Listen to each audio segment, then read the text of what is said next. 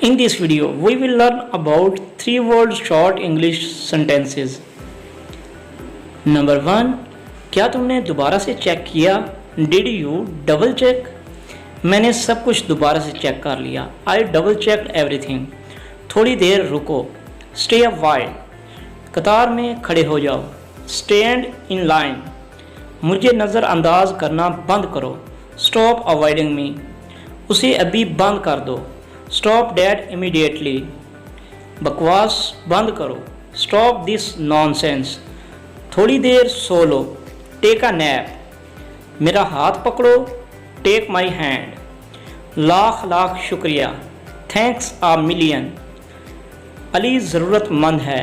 Ali is needy. तुम्हारा ज़्यादा अच्छा है. Yours better. इसे लिख लो. Write this down. अपनी आंखें पूछो. Wipe your eyes. उन्हें जगा दो. Wake them up. 7 बजे तक इंतज़ार करो. Wait till 7. एक बार करके देखो. Take a chance. फिर से करके दिखाना. Show me again. बहुत कम शिकायतें हैं. Complaints are rare. पैसा लोगों को बदल देता है. Money changes people.